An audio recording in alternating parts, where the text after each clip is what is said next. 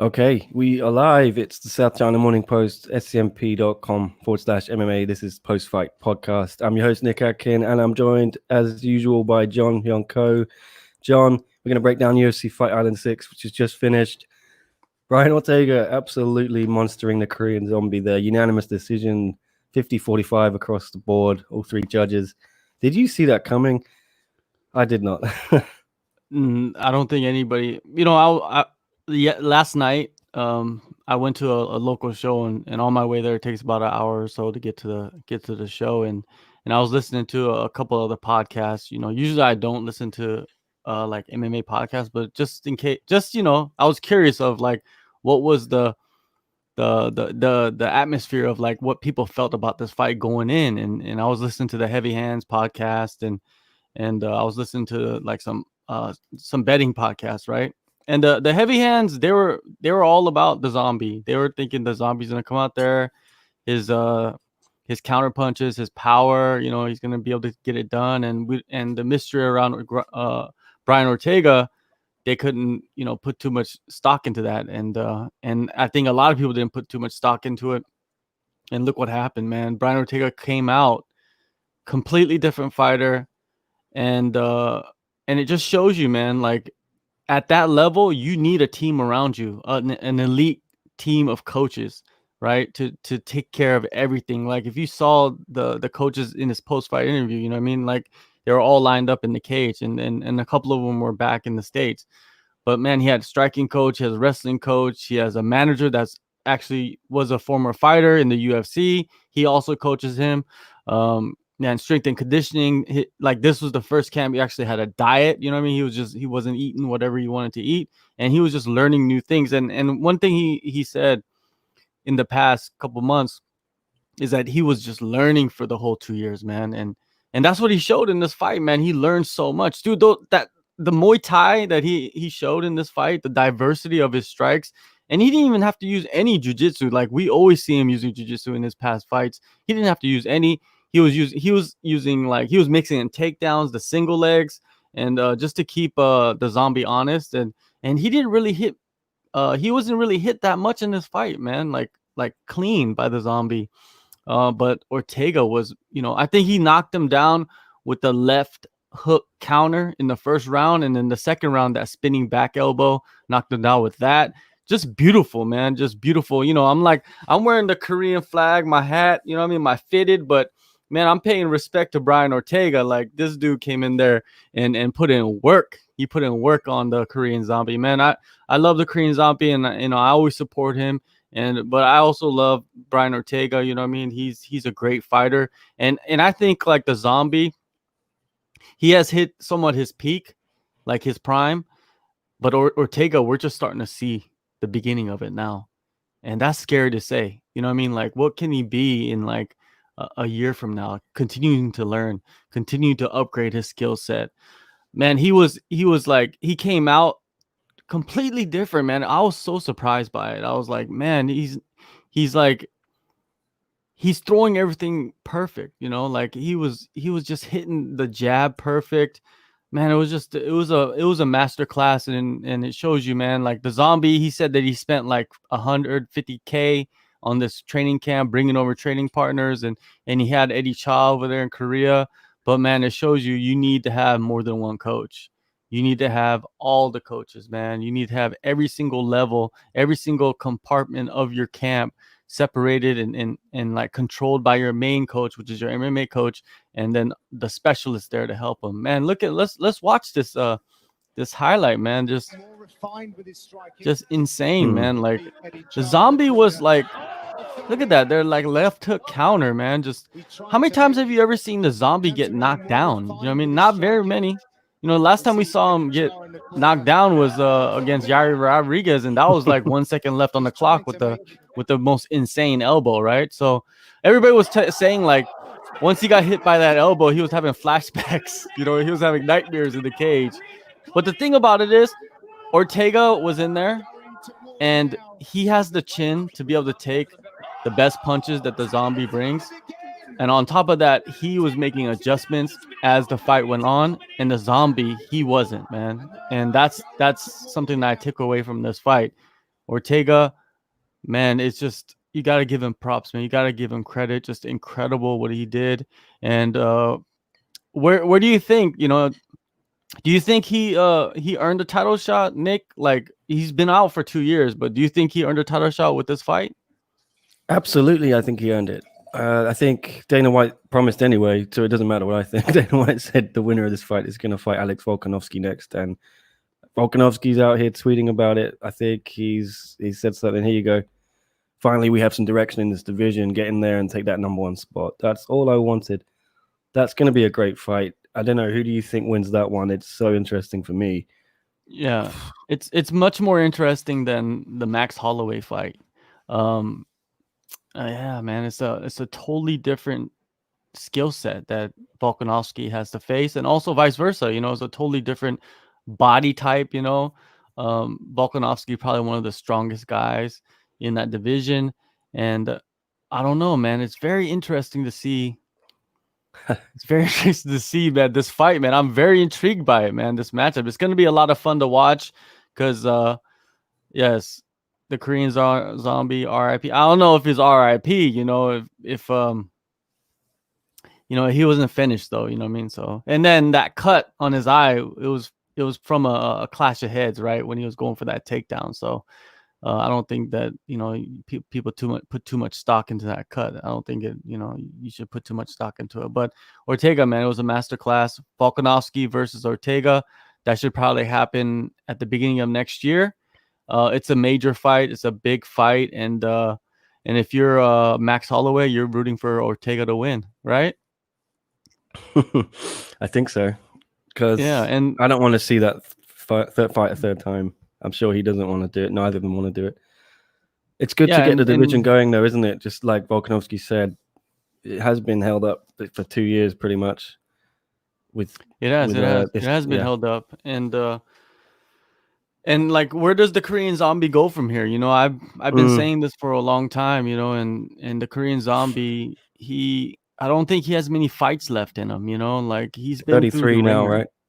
Yeah, he's 33 years old. He's got a business. He's got a family. He's got like 3 kids. And outside of that, like, just look what he has gone through in his career. Just the injuries and kind of the damage that he's taken. With the style that he had before, where he was like completely the zombie, and he was just trading shot for shot, which I don't think helps for your longevity and his body. And that's just your brain. Now his body, his shoulders, his knees, it's just everything has been repaired with surgery, but you never know, man. One tweak and now you got to get more surgery on your shoulder and your knees or whatever. This is fighting, so you don't know what can happen. I think like this was a do or die situation for the Zombie, because the number one goal is to go up there and win the title. Now this title has become a longer path, and it's going to be hard, man, to see him. I don't know if he goes and fights like Holloway. I think that will be the fight to make, to be honest with you. Holloway, both guys coming off losses. But does the winner get the title shot? I don't. If Zombie beats Holloway, would he get a title shot against, let's say, Volkanovski? If he beats Ortega, it all depends, right? There's too many pieces there. Like with Max, if he beats the Zombie, yeah, you could see a justification for a third fight with Volkanovski if he wins. And if Ortega wins, even better. You know what I mean? Because he beat Ortega. The Zombie, man, the path is just much longer. And I thought, man, this whole Jay Park thing, I don't know if people probably like hate me for saying this, but I think this whole Jay Park thing kind of, messed up Zombie's path. It didn't make it shorter to the title. It made it longer to the title. And it kind of delayed a lot of stuff, a lot of fights that was supposed to happen.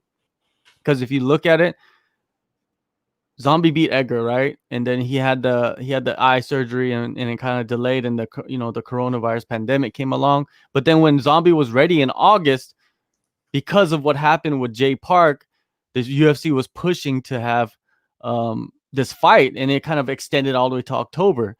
And to be honest with you, if Brian Ortega wasn't like, linked up with the Korean Zombie so much because of that altercation, I think the Zombie would have fought Alex Volkanovski right away. They wouldn't even Mm. put the Ortega fight together.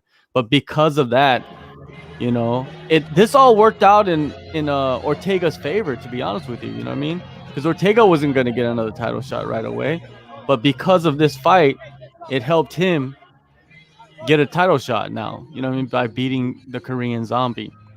Man, props to his team though, his coaches. Props to coach or Dr. Jason Park, his Muay Thai coach. Man, him and the other coaches came up with a beautiful game plan and executed it well, man. That Brian Ortega, man, he's a handful, man. He's showing like another level. Everybody always says that 2.0, like he looks like he's 2.0. Korean Zombie, I like to see him fight Max Holloway. What do you think? Do you think that's a good matchup, Max Holloway? Do you see him fighting maybe Calvin Kattar? What do you think? Yeah, I'd just like to say I put Brian Ortega 2.0 in my headline on my story I just wrote. So okay. Okay. I think it's justified. Yeah, I don't know. I like what you said, Max Holloway v Zombie. That makes sense to me. But yeah, I was just going to reiterate what you said. If you're the Zombie, are you annoyed that you seemingly had that title shot in your grasp after that win against Frankie Edgar, and for whatever reason, it's now completely gone? How long is the road back? That must be so frustrating. And at his age, is he going to be prepared to have another run? He's going to be at least 2 wins away from getting to that position, right? Maybe 3. Exactly, man. And it's nothing is guaranteed. That division is stacked with killers. You got Max, you got Yair, you got Zabit, you got Kattar. Man, you got Josh Emmett, who's gonna come back next year too, who's a monster. I think Josh Emmett's he's probably him and the Zombie are probably the most powerful punchers in that division. There's so many guys in line, you know what I mean? Zombie will have to beat like 2 more guys at least to get back to that title, and nothing is guaranteed.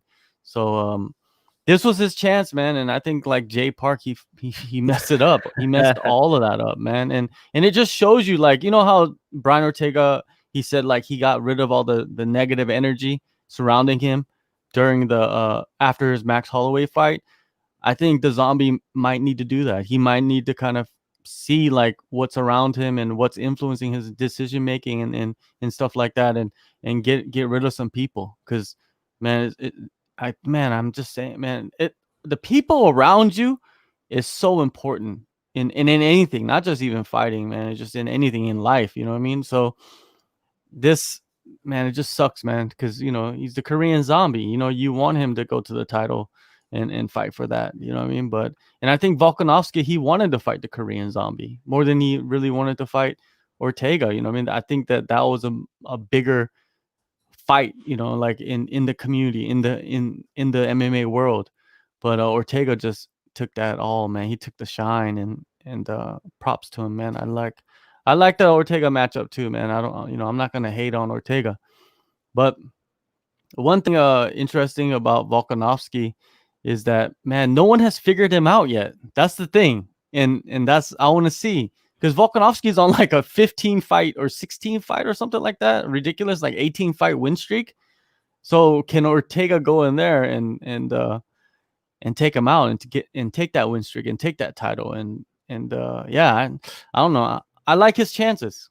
When I look at this performance, I like his chances against Volkanovski, and Volkanovski is a beast. You know what I mean? He's gonna have to use his wrestling, but then Ortega got that jiu-jitsu too, and I wonder how that's gonna combat his wrestling, because you don't really see Volkanovski using any kind of jiu-jitsu. It's just more of the striking now.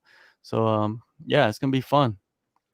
Well, he explained why he shaved his head a little more detail at the post-fight press. Obviously, the long flowing locks were gone at the weigh-ins. Some people thought it might be because he's struggling to make weight. That wasn't the case. He just wanted to donate it to charity for children undergoing chemotherapy. Great gesture. Here he is at the presser. I've been wanting to cut my hair for a while. Not completely bald, but at least I trim a little bit or go back to the slick back line or something. Just training. I understand now why some of these girls cut their hair off, man. after every run, I gotta just rebundle it up and put it this and that and showering and this, just freaking hassle. I do miss my looks with it, you know. I'm not gonna lie, you know.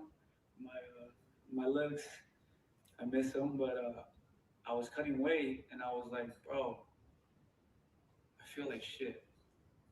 And there's some people who are going through some things right now, you know. Like I did with the Mauiola. I visited countless of children's hospitals. I met a lot of kids who were sick with cancer, and the stories that you would see will always stay with me. You know, walking in these rooms, playing tough and making them smile, walking out and crying your freaking tears out because you know these stories, you know. Um, and I was suffering during the weight cut, and I haven't had a weight cut in over 2 years. And while I was suffering, I was like, man, I have to deal with this for a little bit. Some people don't have that choice; they have to deal with it every day. And I was talking about it while I was in tub cutting weight. I was like, man, like I don't know how some people lose weight like this constantly and go through all these therapies and everything. And maybe I was in my feelings right now. I got emotional when I cut weight, but I was like, yo, man, go get me the clippers right now. They're like, what? Go get me the freaking clippers. And they thought I was just like, no, relax, Brian, relax. Like, give me the clippers.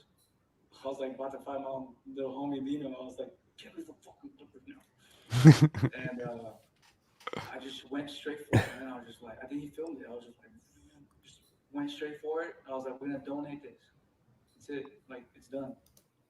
Yeah, thanks for that clip from Helen Yee. She's out in Abu Dhabi and Fight Island. Yeah, it was kind of poignant what he was saying there, but I think also symbolic when he turned up without the hair. It feeds into that whole Brian Ortega 2.0 thing, doesn't it? This was an entirely new guy, just looks wise and skill set wise. Yeah, definitely. Yeah, a lot of people just want to speculate when he comes out with the bald head, like, oh, he's depleted. Actually, I thought the Korean Zombie looked more depleted during the weigh-ins. When you looked at him, when he flexed, he kind of I don't know, it was weird. He was kind of shaking a little bit. It was kind of awkward. But it always seems like the Zombie has tough weight cuts. But yeah, man, like it didn't matter. Half the time when fighters have tough weight cuts, it doesn't really translate into their performance. So it is what it is. Brian Ortega, if you look at what he's done, if you look at his track record, a lot of people hating on him for slapping that K-pop dude. That's only just like one blip in what he's done. He's done so much work helping people. You know what I mean? Like he has that Brian Ortega Foundation. He visits hospitals. Do you see that K-pop dude visiting hospitals? I don't see that dude doing anything like that. He's a fucking K-pop dude. Like, what is he doing? Dancing on stage, right? Signing autographs and doing YouTube videos, right? Brian Ortega is actually out there like volunteering his time to help people. You know what I mean? And it just shows you what type of person he is. You know what I mean? And I hope people start to remember that, because I think a lot of people forgot that going into this fight. They were emotional about Brian Ortega, and that's why a lot of people jumped on the train with the Korean Zombie, because they're emotional, and I hope they learned their lesson, man, on that. Don't get emotional, go for the, look at people's track record. I mean, people make mistakes. Look at their track record. But yeah, and anything else interesting from the post fight from Brian Ortega? Like, what did he say about like Max Holloway or Volkanovski? I'm pretty sure he wants to fight him, but most likely he wants to prepare for that fight, but he doesn't want to wait like a year. You know what I mean? Because I'm just looking at that. I think that's what was the big complaint going into the Max Holloway fight, that he had to wait so long to actually fight for the title against Max. And most likely he doesn't want to do that again heading into this fight against Volkanovski. And Volkanovski, I think he doesn't want to wait either. He's probably want to get in there at the beginning of next year after like a good full camp. And hey, full camp Volkanovski versus full camp Brian Ortega, that's gonna be a fun fight. I don't see why you can't sell that fight, man. Most likely gonna happen on Fight Island. Yeah, some other bits from his presser here. Yeah. He said, we're going to meet again, Ortega and Max Holloway. Oh, of course. That's no doubt. I'm trying to find We're going to videos. always see that one. Yeah. don't know. Do you think that would go differently? I think it would go differently. You know, it just showed you this fight showed you something, you know, and that's why the Korean zombie Max Holloway fight is so intriguing, is because of that, right? Because of how dominant Max Holloway was against what is it, Brian Ortega. And you know, everybody says style makes fights, and I completely believe in that. So I wonder if the zombie can go in there and beat Max Holloway. You know, because it's like it happens a lot in fighting, right? Like guys will go beat this guy, and then they'll lose to another guy, and the guy that lost goes and fights the guy that he lost to and wins. You know, like this is fighting, so you never know what's gonna happen. So that's why that matchup is intriguing. But yeah, I think they're gonna fight again. Max Holloway's he's still like in his late 20s, so he's far from done. You know what I mean? Unless he goes up to lightweight, I don't see why not. I don't see why not. They wouldn't fight again. But yeah, there's so many fights. You know, like Ortega. If you look at that top 10, he hasn't fought Yair. He hasn't fought Zabit. He hasn't fought Cater. You know, he hasn't fought Emmett. Think about that. You know what I mean? Like he hasn't fought most of the guys in that top 10 right now.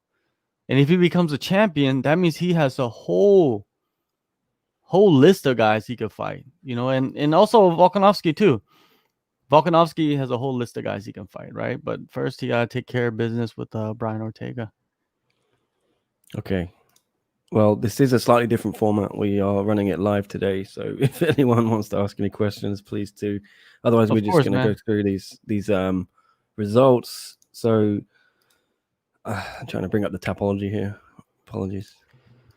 Shout out to Tapology as always. Yeah. Well, Jessica Andrade, right? Yes, Jessica Andrade co-main event. TKO in the first round against Katlyn Chookagian. Very impressive, wasn't it? Moving up from Jessica. Do you think this is, you know, going forward, is she going to stay there? Yeah, definitely.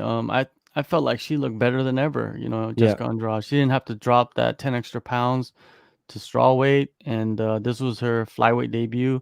One interesting tidbit: I think she's the first female to ever win a fight in 3 different divisions now. Strawweight, flyweight, and bantamweight. You know what I mean? Because she started her career at bantamweight and then dropped all the way down to strawweight, and now she's at flyweight. Yeah, she complete domination, man. I you know, this is what I felt like was gonna happen in this fight.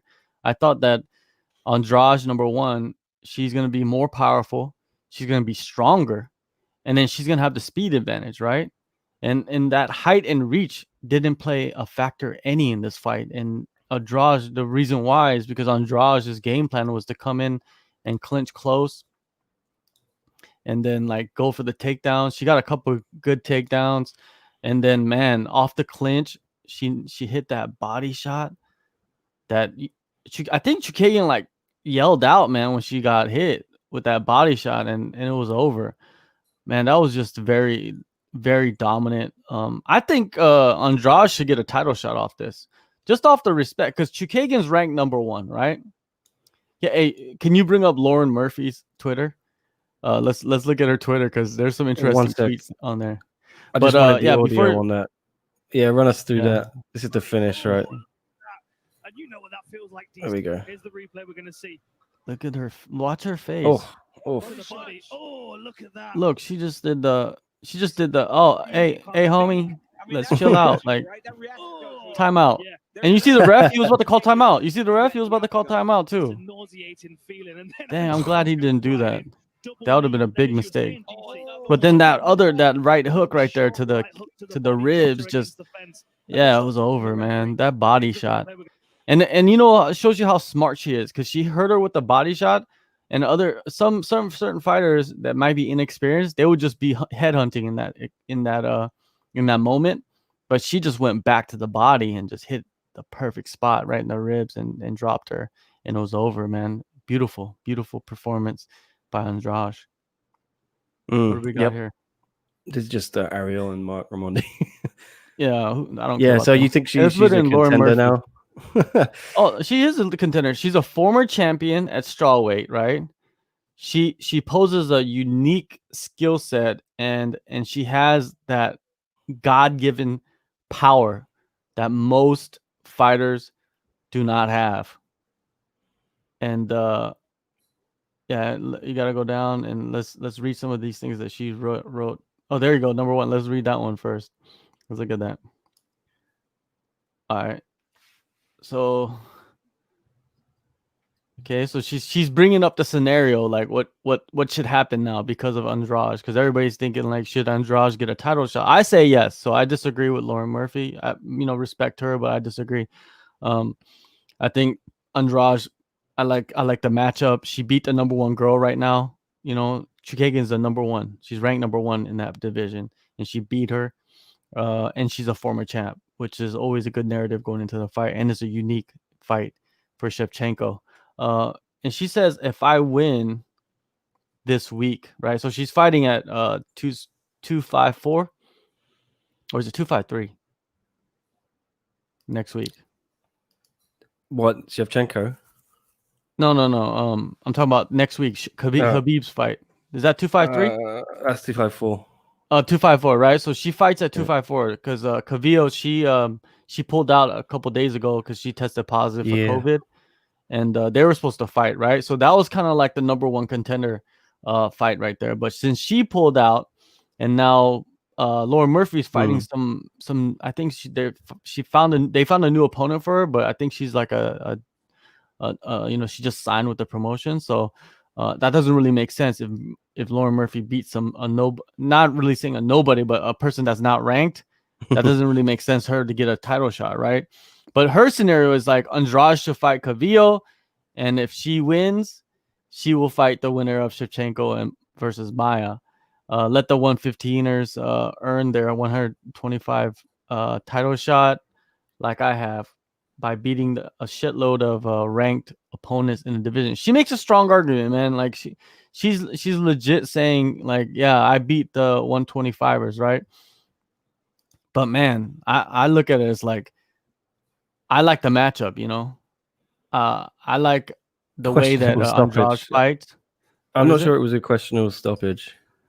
Oh no! Oh my God! You can't say that. Come on. After the first shot, really. Yeah, like she turned her back and she was like running backwards, right? But yeah, I don't think that was a questionable stoppage. Come on, like that girl was hurt bad. Like after that second shot, she just dropped and put her face in the mat. That's you stop the fight right there. But yeah, like Lauren Murphy. I like her. I like her because she expresses how she feels, and but I feel like she's wrong. I like Andrade to get the next title shot. I think I wouldn't even be mad, to be honest with you, if Andrade slid in for Maya, and fought Shevchenko. Like I wouldn't even be mad in that situation. I wouldn't be mad if Lauren Murphy slid in for Maya, and because I think like Lauren Murphy is much tougher. And she will stand and trade with Shevchenko. And that, to me, that's an interesting dynamic. Rather than Maya, I feel like Maya is going to get murdered on the feet if she doesn't get to the ground with Shevchenko. And I think Shevchenko is pretty decent on the ground too. So I like Lauren Murphy's toughness compared to Maya's. I think just Lauren Murphy's just tougher than Maya is. What is she? No, yeah, she's got some funny responses, to people's tweets. I'm glad she didn't respond to my tweet because I said that Andrade should get a title shot. So well, she's got a case, doesn't she? And I understand. Yeah, she definitely has a case to get the next shot. She's been in the division, like she said, she's been in the division much longer. She's been beating 125ers. When you look at that Kavio versus Lauren Murphy fight, would you consider Lauren Murphy the favorite in that fight? I'm not sure. Are you putting me on the chopping block here, Joe? Well, you just I normally do that to you. So, it's just misdirection. Look, go ahead. No, you go ahead. All right. So if you look what she said, let Andrade and Kavio fight for their contender spot. I'll earn mine this weekend. I already have 4 wins in the division, 2 wins in top 5, 1 title contender, 1 evicted champ. one huge prospect, KO'd the number 12. She has a strong argument, but you gotta think also Calvillo came in and beat the number 1 girl, and she still didn't get a title shot.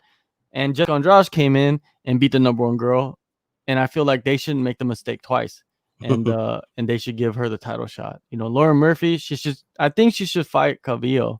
I thought she should have just waited to reschedule that fight, but I guess she wants to fight now, and she'll take on anybody. But that, I think she's taking a big risk. What if she let's say, okay, if she wins next weekend, I say, okay, give Lauren Murphy the next title shot, But if she loses next weekend to like an unranked girl, then, that's all lost. It's like the Joanne Calderwood situation. That's why Maya's getting the title shot right now, right?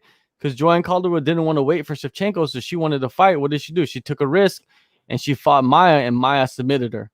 And now Maya took that spot, right? So I think right now you just have to wait on what Lauren Murphy does next week. If she wins, put her next in line. If she loses, let's put in Jessica Andrade. And that's the fight I want to see anyways. But yeah, let's put in Andrade. So Lauren Murphy, you're right. You win next weekend, you get the next title shot, and put Andrade versus Calvillo against each other. Yeah, I'm fine with that. But yeah, I just want to watch her finish again, man. Yeah, it's a nice finish, man. Like the way she off the clinch, it doesn't even look like she swung really hard, but it was just like perfect timing and placing.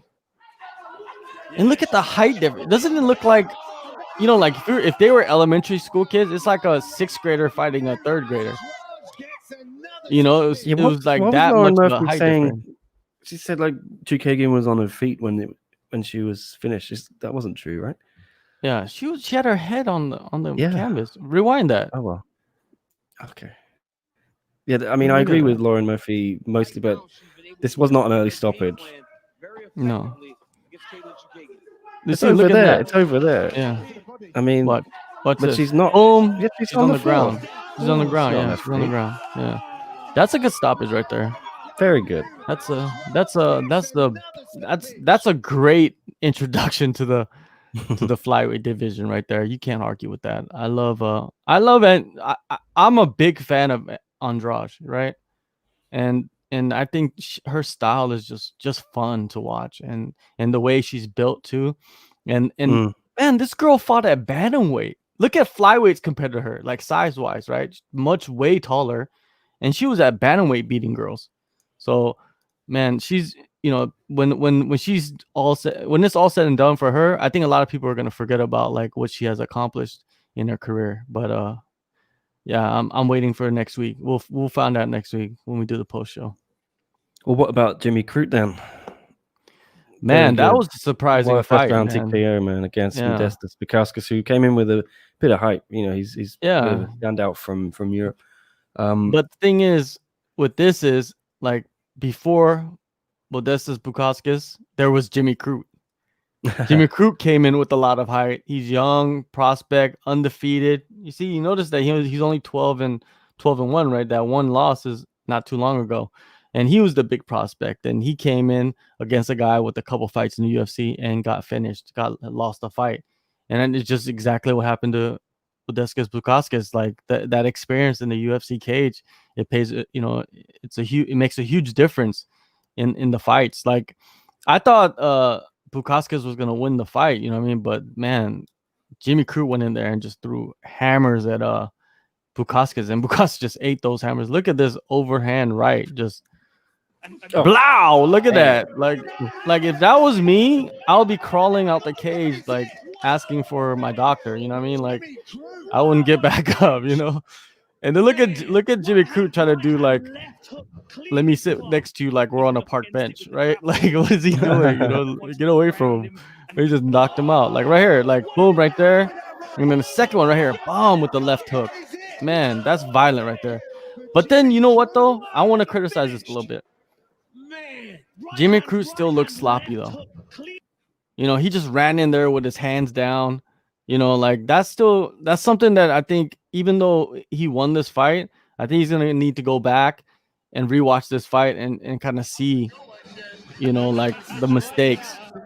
he's making right there. Like he just ran in with his hands down and just threw. Is that Chimaev or whatever next to Dana White? Yeah. Yeah. Man, they're like best friends, dude. Cleaned his clock. It's the money train, isn't it? Yeah, those are like best friends. That's his next guy. Ooh, oh man, I guess you're on the hype train, right? But like me, I'm not. You know me, I'm not on any hype trains until like they prove something. Well, Right we can now, talk he's about only Chimaev another time. I mean, just going Yeah. back to Crute, yeah. Yeah, going back to I Crute, agree like with you. who does Crute fight next, right? So I was thinking about that, like But props to him as well. I think he could have landed a couple more punches there, but he knew Modestas was completely out, and he backed off, waiting for the ref to come and step in. I'd like to see a bit more of that from some fighters, but I get it's their job, and they can't leave it to refs sometimes. Anyway, yeah, who does he fight next? Yeah, that's the question, right? Yeah, take it. Okay, so if you think about it, I think he should fight a veteran next, a veteran with a decent name. And the name that comes to my mind is Ovince St. Proof. I think he should fight OSP next, right? OSP comes in with a very unique skill set, and he can strike. He can go to the ground and submit you. I think that that's a good matchup for him next. OSP doesn't have a fight lined up, so why Romel not? Agreeing with you, I think. I don't I'm know, not sure, but why you, Romel? What are you agreeing with, man? But anyways, OSP. I think OSP. The options is like OSP, either OSP. I know Jimmy Crute called out Krylov, but I think Krylov is just too high up in the rankings. He just beat an unranked guy. You know what I mean? Like that doesn't really help you to get a fight. So like I think he should wait for even like a Ryan Span, or let's say even a Johnny Walker. Like Johnny Walker, Ryan Span, or a OSP. Right? I think those are good fights in the division. Even I think those are the fights I think you should put him against if you're going to do it. But I think they like this guy. The UFC likes him. So they might give him Nikita Krylov next. We'll see what happens. But if they really want to test him, you know who they give him? They give him Volkan Ozdemir. If they really want to push him. Yeah, because Volkan's coming off a loss too. So if you want to push him, put him against Volkan. Let's see what he can do with that, because he's shown that he got that knockout power and the killer instinct. So a big test would be Volkan. Volkan's very technical, you know what I mean? And he's got power. So we'll see what happens with that. With Modestas Bukauskas, I think he should fight Mike Rodriguez. Mike Rodriguez is coming off that controversial loss where he was submitted in the third round. I think that would be a decent fight for Bukauskas. Other than that, maybe Bukauskas could fight Khalil Roundtree, or maybe a Jamal Hill. Jamal Hill would be a decent fight too. So we'll see what happens with those guys. But those guys are gonna be those guys are the future of that division. So I feel like in the next year, 2 years, both of them will be ranked. So just because Bukauskas got knocked out in this fight, that doesn't mean that he's not going to rise up the ranks and be a top 15 fighter.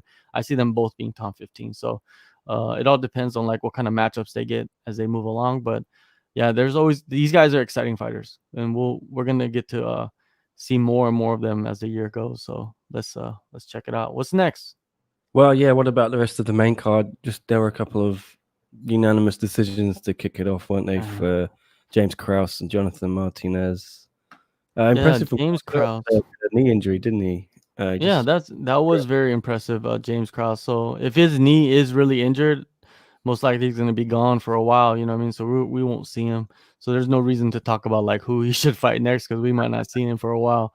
But it was a good win, especially like you said, with that knee injury in the first round against a guy that wanted to take him down. Right? He wanted to like grapple with him, and James Krause avoided all of that and kept the fight on the feet.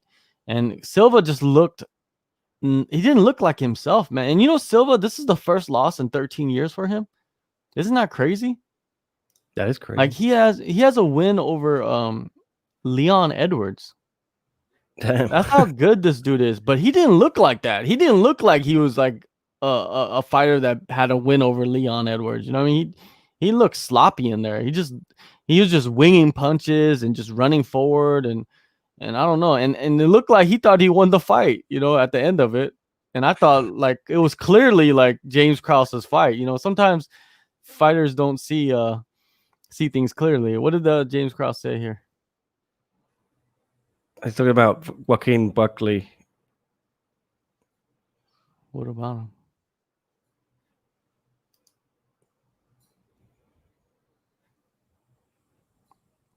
Can you hear it? I can't hear anything. You can't hear it. No. My bad. Maybe I didn't press share audio. Let me do that again. Apologies. Yeah, James Krause is like one of those guys, man. He's a fighter's fighter. He's a great coach. He's got so many guys at his gym at Glory. Yeah, the dude's a clown, man. Listen, this dude, people just know him from his viral video, for his viral knockout. Beautiful knockout. I'm not going to dog him for that. But the dude's a shitbox. Like, he's from my neck of the woods, and all he does is sit on social media and talk shit all day. So he asked me if he could come train, and I told him to get fucked. Like, I don't want that. I don't want that type of culture in my gym. I don't need that type of culture. No. And he took offense to it, and it is what it is. If he can get it too. How long ago did he ask to train with you? 3-4 weeks ago. He can get it. I'll go back up to middleweight and whoop his ass. I don't give a shit. Like, normally I only need 24 hours to go up to middleweight. He can get it though. We can figure this out. No problem. I know he's got a fight set, but I'll go back up to middleweight for that. No problem. Oh, here we go. There you go. We got a fight No for him. problem. That's his next fight right there. Hey, I love when fighters are honest, man, and he's being real, uncut, honest to the T right there. He said that this dude is online talking shit, and I guess he is, because I didn't notice it. You know, I didn't really notice Joaquin Buckley until that spinning knockout that he did. You know what I mean? I know I've seen his name around, you know, but nothing like where I was like noticing anything like he was shit talking. But I guess he has been. To have a coach, a owner of a gym, not allow you to come in, it must be serious, right? It must be something that he's doing that's really wrong. James Krause, man, he doesn't mince any words. So I'll take James Krause's word on that, man. Like, he's that type of guy. He has that type of reputation in the MMA world. So I guess Joaquin Buckley needs to maybe I don't know what he needs to do. Maybe he needs to just fight him. You know what I mean? I think that there's some beef right there. There's some animosity. So I wonder what Joaquin Buckley has to say about that. I wonder if we could find anything of him like talking trash online. I don't know. But what's his name? New Mansa, right? Yeah, New Manson or something like that. But yeah, going back to James Krause, man, that's his second. He's not said anything about it yet. Oh, okay. That's the second straight short notice fight he's won, right?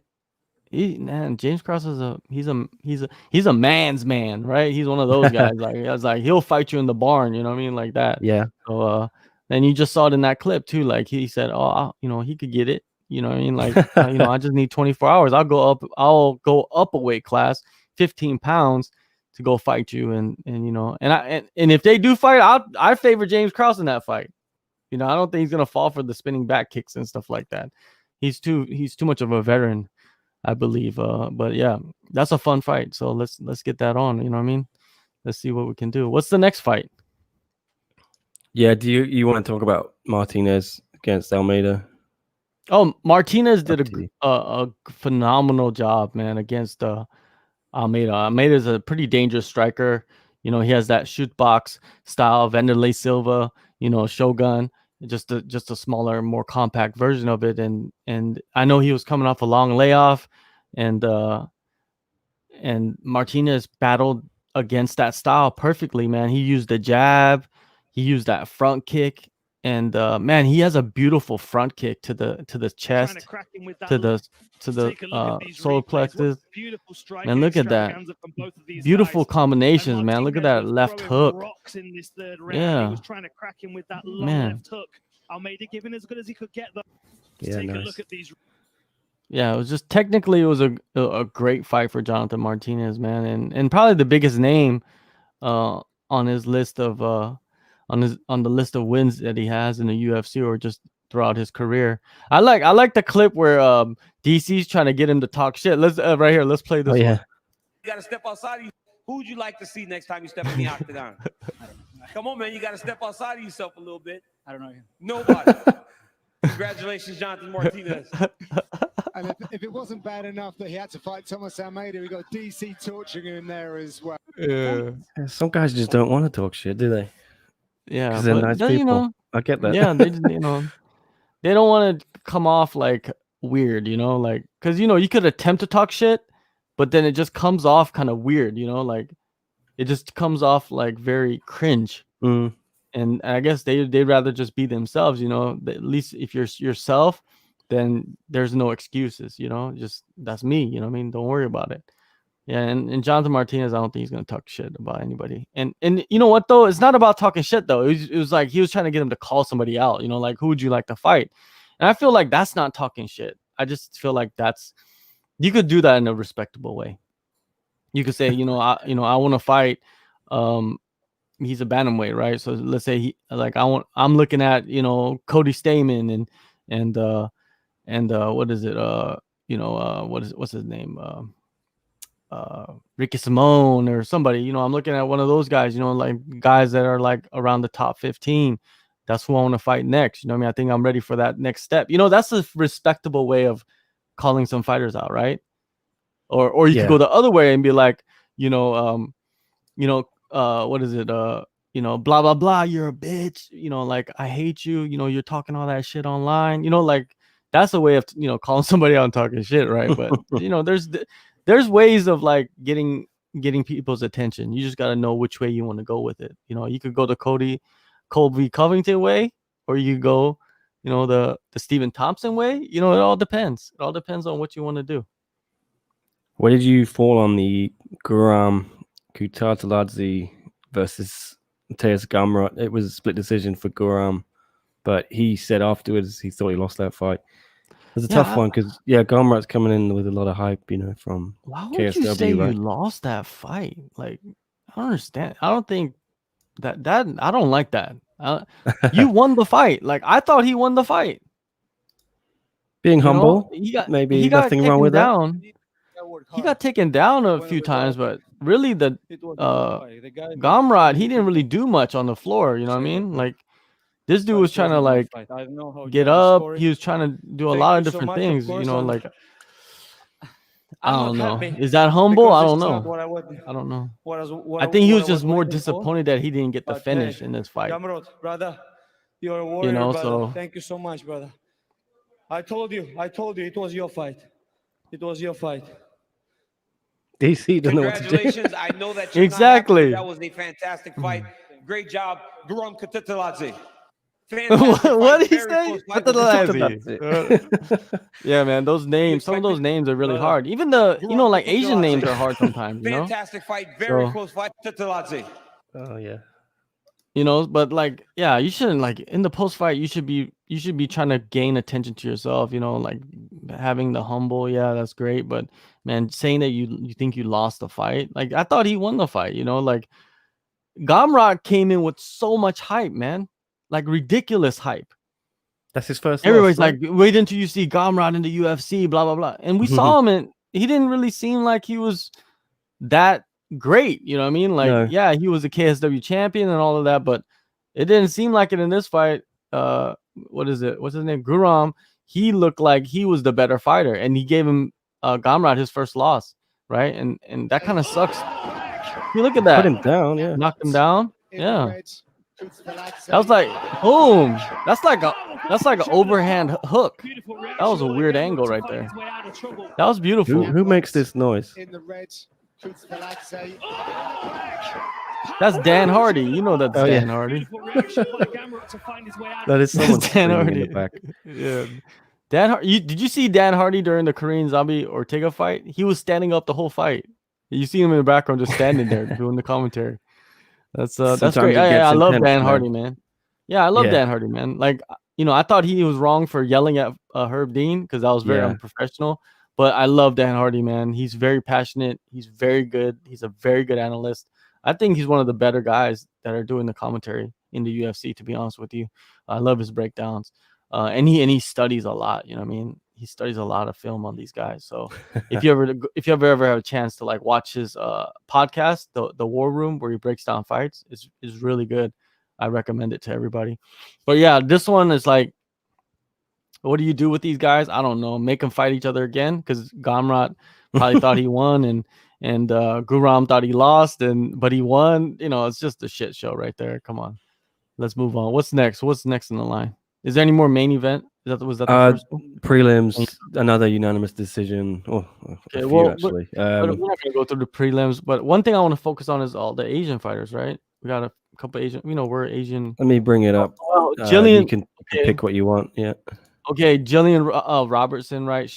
I like her, man. She's one of the up and coming girls in that division, in that flyweight division. And one thing about her mentality is that she's not in a hurry to like rise up the ranks and fight. You know, like she's not into that. She wants to just fight, and she wants to gain experience, and she's getting better and better, man. Like she dominated Poliana in this fight, man. Poliana's face was jacked up, man. She ate a lot of elbows, you know, from the bottom. And yeah, Gillian Robertson getting better and better. I think this is her first decision win in the UFC. She's finished everybody she's fought, or she's been finished, right?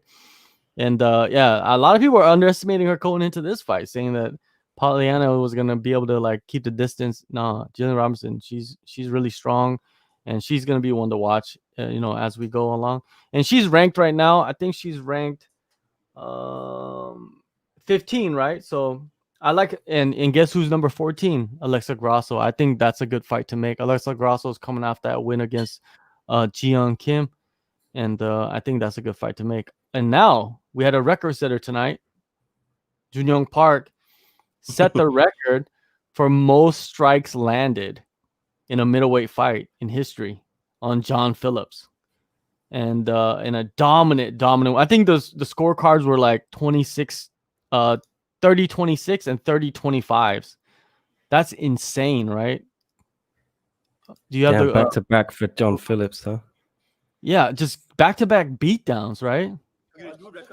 I'll get the scorecard in a minute. Here's that for ground strikes in the middleweight division in a UFC fight. I mean, you landed almost. You see Coach Ha right in the back. That's in the back, insane. the ball head right there. Record, the UFC record. Such a good dude, anymore. Man. Such a good dude. Message him, you know, from time to time. See how his fighters are doing. More than Chimaev. More than Chimaev.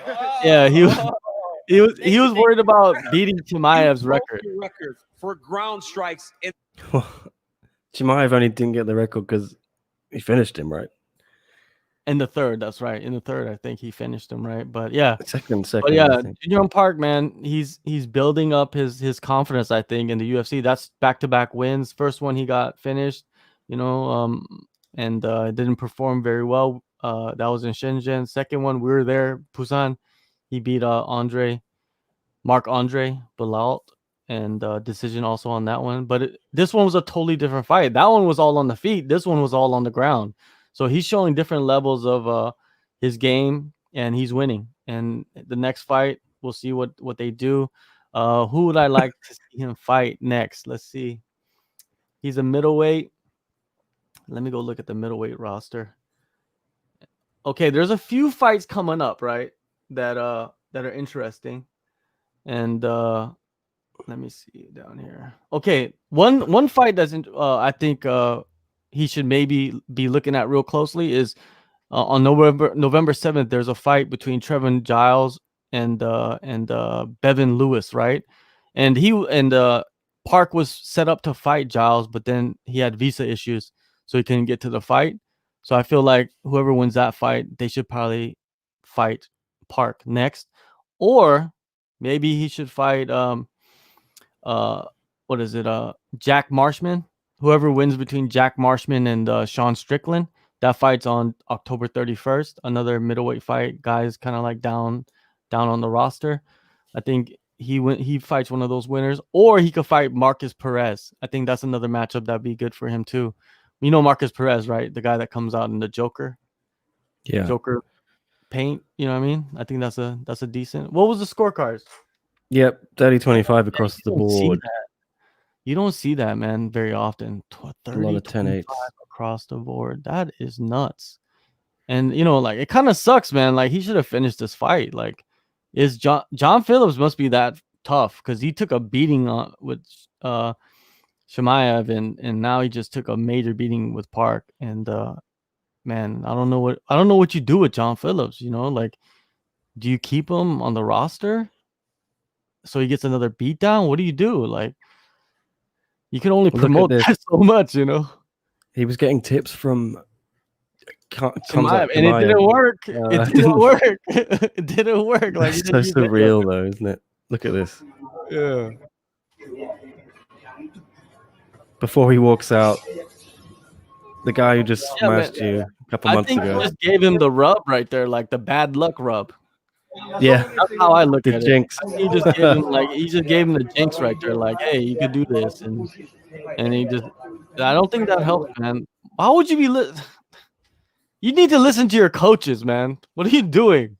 You're like heading out to a fight. Like, you should be focused. Now, what comes out doing there anyway? Like, exactly. What is he doing back there with his team? You know what I mean? I don't understand that, man. This is just weird. Is he fighting next week? Did they put him on the card? No, there's no card. What's he over there He's for? not on any card. He's cornering. He cornered Guran. Oh, that makes sense. Yeah, that's why he's over there. He cornered Guran and stuff. And then he's just chilling with Dana. And he's chilling with Dana. Yeah, like he's Dana's like buddy now, right? But we'll see how long that lasts. You know how that goes. You're Dana's buddy one week, and the next week, Dana's telling you to that you don't want to fight. You know how it works. Everyone's Dana's friend at first until they want more money. Exactly. So we'll see what happens. But other than that, what other fights is there that I look at? That's it, man. Like, Mark Striegel fought. Mark Striegel fought. Opened the night. He made a debut in the UFC against Said Nurmagomedov, and that fight. Oh yeah, let's get that up. He went to hospital, didn't he? Yeah, I think he broke his orbital. That's what I've been told. It was walked straight into it, didn't he? Yeah, I think Mark Striegel should fight at featherweight, man. That's his normal weight class. I think he cut too much weight to go down to bantamweight. I don't like that too much. Like, cutting down to bantamweight is not a good idea. I think Mark Striegel's much stronger at featherweight. I think he should move up, but we'll see what happens. You know what I mean? Maybe it was just a one-off for this bantamweight debut, but he did take a risky debut fight though against Said. He's a very tough, complete fighter, and Mark Striegel, he got a reality check. He'll go back to the drawing board and see what he needs to do and make some adjustments and train harder and do his thing. You know what I mean? I like Mark, man. I've been speaking with him for the past couple of years. Great guy. Always a good interview. So we'll, hopefully he's all right, and we'll see him back. Next year sometime. Yeah, he ate that counter, man, and kind of just sat. Yeah, just Jesus. He just got stuck with that single leg. Man, Said, man, we forgot about him. That guy is good. That guy got some power. So we'll see what happens. But I think once he ate that left hook counter, like he went into survival mode, and then after that it was just over. So what can we do, man? I think that's about it, man. I feel like a lot of people are watching the Lomachenko fight. Yeah, so they're probably stuck glued to that. So what can you do?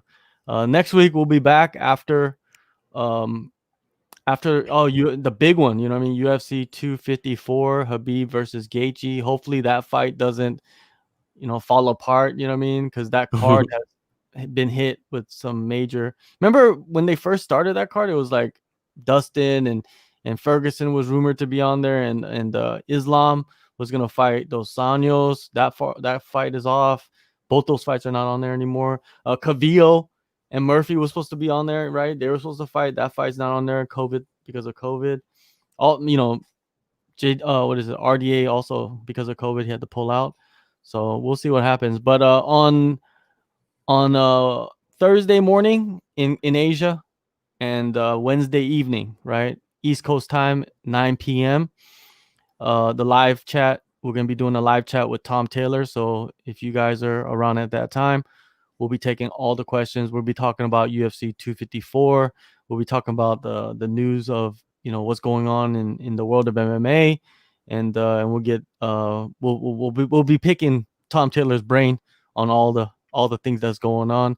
Maybe ask him some weird things too. I don't know, but yeah, we'll be back at that time. Now we got a comment. Definitely. Too late, Tristan. Yeah. But no, you're completely right. You're right, man. She's monster body shot. She's phenomenal, man. Like we need to, relish that we be able to watch her, man. She's great. She's gonna be doing some damage at 125. Completely agree with the body shot description. It was monster. What is? All right, so yeah, man. So everybody, go follow SCMP MMA on Twitter, Instagram. Push that subscribe button on the YouTube. Share this, like this, comment. You know what I mean? It's all because of you guys. We get to grow more and more each week, and we'll see you guys next week, right? One more time. You guys Just do? want to say it one more time. One more time, okay. The outro. The outro. Jessica Andrade's body shot. Bang! Damn, that's beautiful. And she's one of the nicest women, man, you'll ever meet in the sport, man. I remember meeting her in Shenzhen. It's so okay, nice. Tristan. Thank you. Catch us on Thursday morning in Asia, Wednesday night, 9 p.m. Eastern time in North America, and we'll be doing a live chat with Tom Taylor. This was the first time we'd done a recap live, so it's a bit experimental. We didn't advertise it very well, but we will be back for the next one, as John says. Hopefully, you get some interaction going. Should be more people watching that card, hopefully, and watching us. Otherwise, we'll just be here to talk smack as usual. We're hopefully joined by Chris as well, who is on a boat party. I hope you're having fun, Chris. He did do the courtesy of dropping a comment earlier. He said, Korean zombie RIP. That was the theme of the show, wasn't it? The zombie. He was rub it in. That's all it was. But I got the hearts for everybody. This is my outro for the show every week. Yeah, how do you do that? I don't know how to do it. You just put the thumb across the index finger and you're just like, there you go. Boom. Am I doing it right? Exactly. There you go. Okay. Shit. This is a Korean thing, right? So we'll put that there. This is for you, Brian. You did great. I just got a message from Jason Park, Brian's coach. And so I'm looking forward to hearing what he has to say, because I just sent him a congratulations. So shout out to all the Koreans, and shout out to all the Brits, and shout out to all the Asians and everybody around the world that's watching. Thank you so much for listening, and we'll be back soon. Yes, sir. All right. See you next time.